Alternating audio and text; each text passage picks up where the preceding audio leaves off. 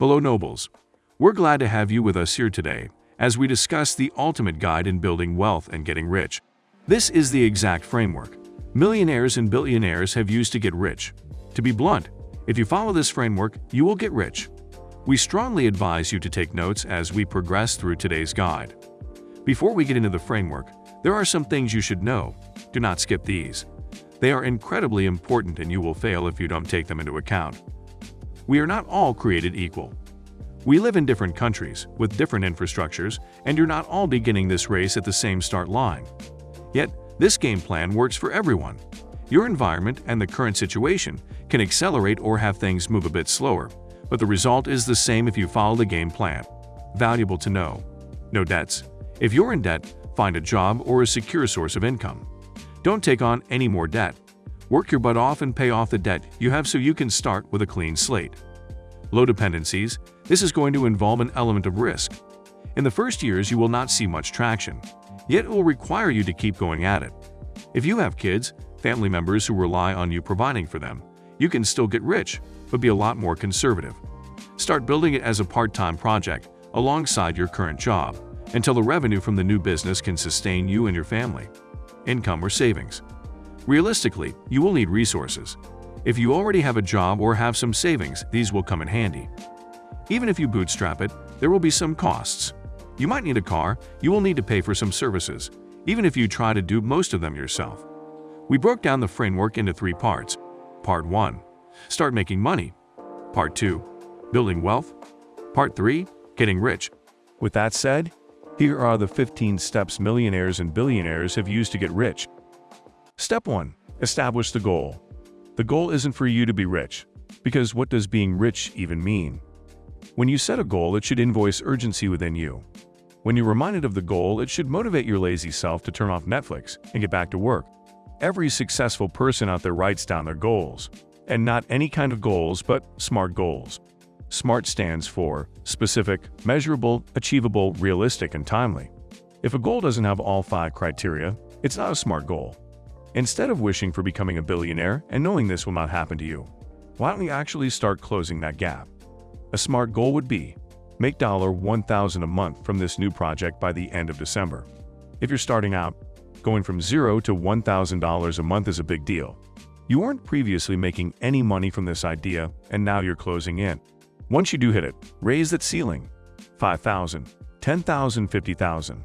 We know people who are bringing in over $1 million every month. And they all started with smaller goals, crush them, and then move the ceiling up. Step 2. Break it down and do the math. For the first time ever, you actually have a goal and you're serious about it. It's time to see what needs to happen for you to hit that goal. This is called reverse engineering. Yes, you will have to do math if you want to get rich. Money is a numbers game. The beauty of math is that it works the same from everyone. Example, in order to make $1,000 per month, you will need to get $100 from 10 people, or $50 from 20 people, or $10 from 100 people. Do the math for your number. Okay, now that you have your math, it's time to break down how to actually make it happen. In order to get $50 from someone, you will need to have a product or service that is worth at least $50 to that person. It will need to be accessible to that person and have a way to transact with him or her. Let's keep it simple. In order to hit this goal, you will need a product, a website, and a bank account. See how we're breaking it down into smaller pieces. Then you break these down into smaller ones. What kind of product can you offer? Is it physical? Is it digital? Is it a service? What will it look like? What does it consist of? Break it down. What do I need for a website? I need a domain name, I need hosting, I need a logo, I need to process payments in order to get the money. Pay close attention to the type of engineered thinking we're sharing, for this is the difference between success and failure. This needs to happen for this other thing to happen. If you're unable to break down goals into smaller pieces, you will never achieve them. Every rich person knows this, and now so do you. Why? Because now you finally have something you can actually do. Creating a website is something you can learn how to do. Everything in the smaller tiers is actionable. Step 3. Educate yourself and build skills. The thing about actionable goals is that somebody else did it before you. There's already existing knowledge of how this type of problem is solved. It's time to stop being ignorant and start learning. Yes, getting rich actually requires you to educate yourself. Learning about the space you're in. Learning how things get done. What are the best practices? What are the things to avoid? In this part of your journey, you are actually absorbing value out of the ecosystem in the same way you have chosen to consume this piece of content right now. Most of us hated school because we were forced to learn about things which are not interested in, but you'll see that this is different. Successful people genuinely enjoy learning new things about the industry they're in because it helps them be more successful, do things better, and make the journey more enjoyable. With every session, you're growing in knowledge. But this isn't enough. Theory is never enough. In order for you to cross onto the other side from wishful thinking to doer, you need to practice.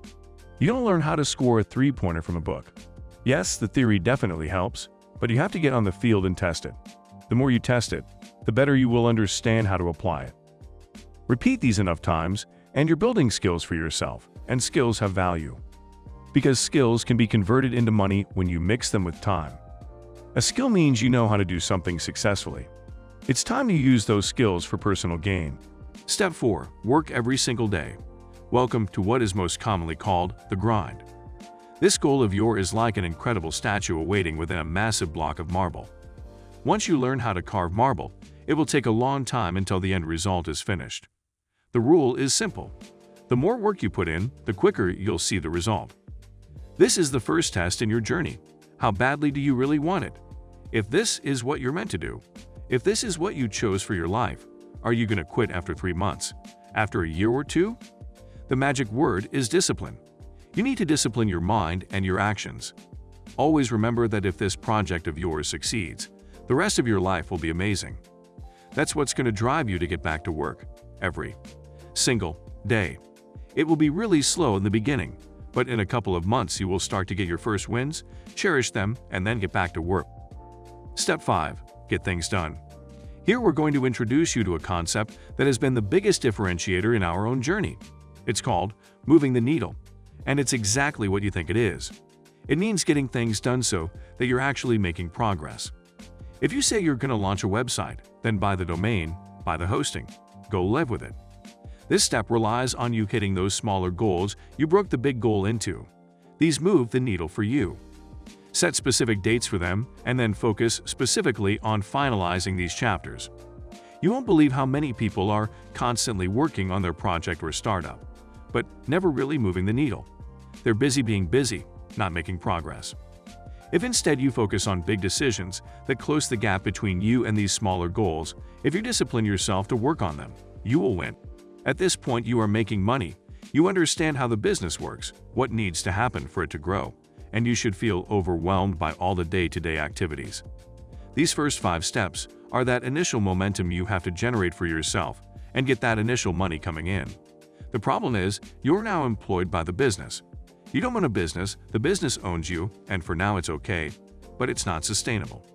Instead, you need to focus on growth. That's where this next step comes in. Step 6. Outsource repetitive tasks to others. We all have our strengths and our weaknesses. Every successful person out there went 90 to 100% on their strengths. Anything else will guarantee your mediocrity. In order to do so, you will need to find people who can free up time for you, so you can focus on what you do best. Something to remember here. You will never find anyone who works as hard as you do for your business. If you search for a clone of yourself, you'll keep on searching. Instead, find people who are willing to learn and that are great at following instructions. Have them take care of repetitive tasks which you can systematize. Write each task down for them and have them do it over and over again. This part is also called automatization. It streamlines your production process, either through people or technology. Your goal should be to systematize and automate 80% of the entire business, with the remaining 20%, the creative part, the strategy part, falling on your shoulders. If you are unable to bring in people or to automate the process, you will never grow. You will be trapped in a small rat wheel, running until exhaustion, just to keep the lights on. Do not be afraid to pay these people well. Take it out of your pay. You're not interested in it. Pay yourself enough to cover your living costs. If you want to succeed, everything else must go towards making the business better. Step 7. Analyze and improve. With the day-to-day activities taken care of and the business moving, it's time for you to take the wheel and decide where it needs to go and how you're going to get there. This part falls on your shoulders. Nobody knows your business better than you do. The more you understand and measure, the higher the chance of success. That's why you always hear investors talk about know your numbers. Study your business to the smallest detail. Figure out what's working and what isn't. Study other businesses the same way you study yours and figure out what is working for them. With these two knowledge sets, you can have the ability to make changes that will benefit the business, allowing it to grow. Your job is to manage the resources you have on hand: revenue, the people that work in the business, and yourself. The better you are at managing these three, the better the business will do. At this point, everybody around you will consider you semi-successful. You basically solved the business equation and you're doing well. The money is coming in and so are the temptations. This is where the next step comes into play. Step 8. Live like you're poor. This is the wall that keeps the majority of people from actually becoming rich. It's something only rich people have figured out. Everybody else is stuck in the middle class and never understood why they never made the leap into the wealthy class. Here's the secret to getting rich. The longer you live like you're poor when you don't have to, the richer you become. Self-control is what differentiates the real from the pretenders. Once you see that money coming in, you're tempted to start spending it, to indulge yourself in the rewards of your work. It makes sense, doesn't it? You worked hard for the past 5 years and now you can finally afford a nicer house, a better car, better clothes, a better lifestyle as a whole. But this is what we call the middle of the road trap. You're halfway into the race, you've come a long way, but unless you run the entire thing you won't get the medal. You have to cross the finish line to get your award. This is how the middle class gets stuck in the middle class and usually drop down in time. They think they're safe. They're no longer hungry. They splurge, you see them flexing. Be very, very careful of this trap, for if you fall in it, you risk losing the majority of the things you built. Self-control and discipline at this step will allow you to actually become rich instead of just looking like you are rich. Step 9. Save to invest. You take all the excess money that you're tempted to spend on liabilities and put it away. You don't touch it. You don't alter your lifestyle. Simply pretend it isn't there. Work the same way you've done up to this point, just for a little longer. This is where wealth-building fundamentals kick in. The money saved needs to go into assets and not liabilities. Basically, instead of buying yourself something you want, save that money with the purpose of investing it into something that will generate you more money. There are two types of thinking. Most people think that you work hard in order to make money, so you can buy the things you want. This is not what rich people do. We think differently, and so should you. Rich people work hard to make money so they can buy themselves money-making machines. Get enough money-making machines and you can buy yourself anything you want without having to work. The first type of thinking requires you to work more as you want more stuff. But with the second type of thinking, the more you work, the less you have to work in the future. That's what you have to do with the money coming in from the business. You have to secure the future. Step 10. Invest. At this point, you're finally building wealth. This wealth is here to stay. No matter what will happen to your business in the following years, you can still rely on this wealth to make your life easier. We could do an entire 30-minute video on different types of investments you can make once you're at this point in your journey, but in order to keep it simple, there are mainly two types of investments you should make once you get here. Cash flow investments, appreciation investments, or capital gains. Cash flow investments generate you monthly sums of money, while appreciation investments go up in value in time. Here are the top 5 most popular cash flow investments. 1. Rental income from real estate. 2. Certificates of deposit or CD. 3. Bonds. 4. Dividends. 5. Peer-to-peer lending. Appreciation investments focus on buying something and selling it in the future for a higher price. Here are the top 5 most popular appreciation investments. 1. Stocks. 2. Real estate. 3. Gold and silver. 4. Art and collectibles. 5. Cryptocurrencies. There are situations where you can achieve both. Real estate is a great example for this. Although it generates monthly rental income, in time the price of the property will also go up, so if you decide to sell, you'll make a profit. Unless you're educated enough to make semi-calculated speculative investments, we recommend you go with real estate. Once you begin investing, you just have to keep the main business going for long enough until your wealth gets to the desired outcome. Step 11. Reinvest in the main business. By this point, you're already building wealth. The main business is running okay. You have some side investments that are making you richer and you're feeling amazing. The temptation here will be in all the shiny objects around you. All these opportunities just waiting for you to grab them. This is the second trap you'll find in your journey to becoming rich. It's called neglecting the cash cow. All the wealth you've managed to get to this point is because of your main business. You got this far because for the first two parts of your journey you've been obsessed with it. This is usually when most businesses see a dip. Why? Because you're distracted. You're no longer going after it the same way you used to, and the market is changing. The customer is changing, your competitors have caught up, and you're swimming in dangerous waters. Because of your investments, you're no longer going to be poor. But unless you elevate the main business, you're never going to be rich. This is where the consolidation of the business begins. A great rule of thumb in this situation would be, allow half of the money the business is generating you to go into investments, and use the other half to solidify and improve the business itself. There are two ways to scale a business. Vertically, you get better at what you're already doing. You increase production, you improve the quality of the product, and you're able to charge more per sale. Horizontally, you introduce a new product, you create add-ons, thus satisfying adjacent needs. By this point, you've been at this business for around 6 to 7 years. Times have changed since you started. There are new tools available, and you need to start learning how to leverage them to keep your business afloat. Your competitors are already using them and coming after your market share. If you're both equally educated, the win will go to the one who's hungrier and wants it more. This reinvestment in both yourself and the business is the beginning of the third and final chapter in your journey to becoming rich. Here's how to make sure you don't screw it up. Step 12. Find a successful mentor. Think of how horrible navigation was before the GPS was invented. You had to figure out where you were, which roads go where, what they were called. Horrible. Then GPS became a thing and are suddenly a lot smoother. What would life be like without Google Maps or Waze? The road to riches doesn't come with a complete GPS. But the next best thing is having someone who's been on this road before guide your step. That's why mentors are such an incredible resource to have in your arsenal. If you've gotten to this step, it's clear to everyone that you're committed to this project, that you got the skills and are willing to put in the work to make this successful. Statistically speaking, there is at least one person who's done something similar to what you're doing now and came out victorious. There might be a handful of people like this in your country, and for sure there are hundreds of them internationally. Connect with these people, be honest about your intentions, and they will gladly help you. Successful people love to help other people become successful as long as they prove themselves worthy. Prove that you're not wasting his or her time and build a relation. Having regular checks with your mentor about what you're doing and how your business is evolving will not only save your business from failure, but it will accelerate its success. With this mentor in place, it's time to solidify your network. Step 13. Build your network. Because of the fortunate position you now find yourself in, you'll gain access to different circles. Your job now is to connect. Rich and successful people tend to stick together.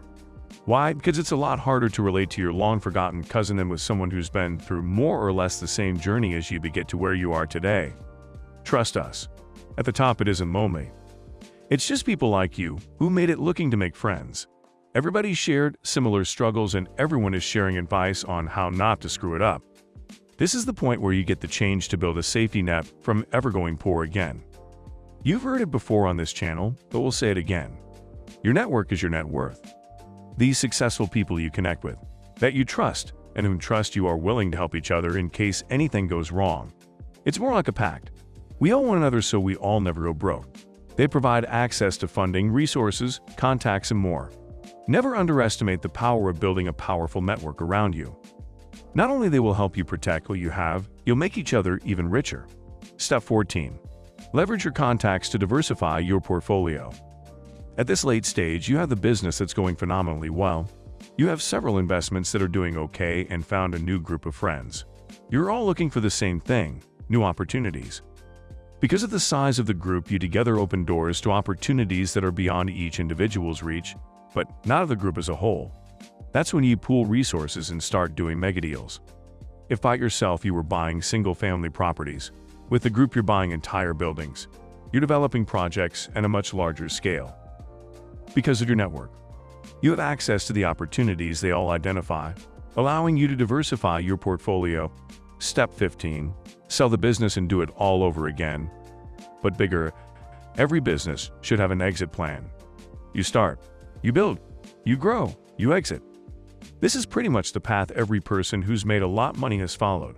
There's always a bigger fish in the market, and because you've been performing so well, you probably caught their attention. Between year 7 and year 11, you'll be faced with a period of transition in your life. You've been doing this for a decade, and you might be interested in doing something else. It's also a prime moment of exiting the business because the market is doing well. The business is solid thanks to the investments you've made at step 11, and your life has changed. This is the time where you officially let go and cash in. It will feel weird because you've invested so much time, emotion, and energy into building this, but at one point you have to let it go. That is in exchange for a ridiculous sum of money. Otherwise, just keep milking the cow and do business as usual. This exit allows you to completely recalibrate your life and pursue new goals. In the past decade, you have evolved as a human being alongside your business, and your priorities have shifted. What you needed 10 years ago is no longer what you will need 10 years from now, so you gotta make the change. Your family's needs will always be taken care of. Everything you care about is protected. You can now do whatever you want. Here's the interesting part. Everybody thinks that if they sold their business for $10, $50, $100 million or more, they'll never work in their lives again. The image of the retired person drinking mojitos on the beach is an illusion. After 6 to 12 months, you'll go insane. If you've made it to this step, you're a real entrepreneur. It runs in your veins. Only now. You have a completely different start. You have resources, connections, a premium skill set, and a desire to change the world. This brings together the final stage of your journey to getting rich. Most people never make it out of the first stage and do not get to enjoy the fruits of this decade-long commitment, which brings us you, the person consuming this piece of content right now. If you were to go through the list of steps, where are you right now in your journey? We're really interested in knowing what are you struggling with, so we can maybe provide some guidance in the future. Please share the step you're currently at in the comments. We hope you found value in this video. We'd highly appreciate if you give us a like and subscribe to our YouTube channel for more life-enriching videos like this. Until next time, farewell.